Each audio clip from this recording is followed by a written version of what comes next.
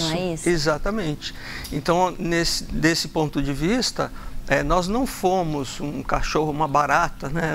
Mas estagiamos nos vários reinos. Passamos, né? Passamos por todos os reinos, exatamente. E qual que são as diferenças dos reinos em relação ao reino hominal, que nós somos hoje, com consciência, inteligência, a diferença para os demais, o animal, o vegetal e o mineral?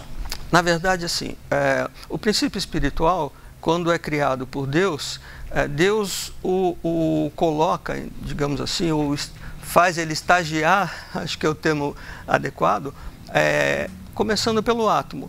No reino mineral, e aí quando a gente fala em reino mineral, quando a gente fala dos reinos, não é exatamente o que a ciência fala. Então, por exemplo, a gente fala em reino mineral, a pessoa entende, é uma pedra, né? Mas isso começa no átomo.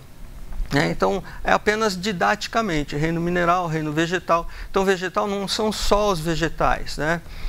Então, o que acontece? A gente começa no átomo, começa a aprender as ligações, todas as ligações que ocorrem, formar moléculas, formar estruturas cristalinas, né?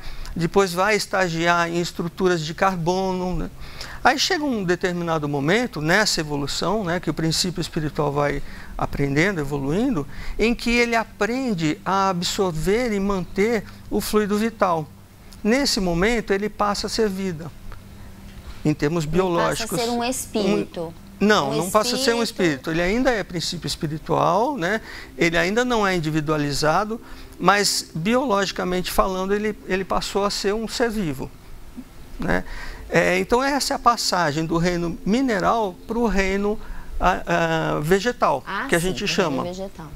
Nesse momento, então, ele começa a lidar com essas questões. No reino vegetal, ele vai aprender, por exemplo, a circulação, né, que a gente vai ter depois lá no animal e aqui no hominal. Tudo isso ele vai aprender. Então, cada reino, ele aprende determinadas coisas, que isso vai ficando gravado no princípio espiritual. A matéria, ela evolui até um certo ponto, né, acumulando dados, mas ela não é inteligente, então ela não aprende propriamente. O princípio espiritual aprende, e vai aprendendo e guardando essas coisas. Então, quando todo esse caminho evolutivo é para que a gente chegue a um ponto em que nós consigamos individualizar, formar o nosso corpo mental, formar o nosso perispírito, e aí entramos no reino hominal.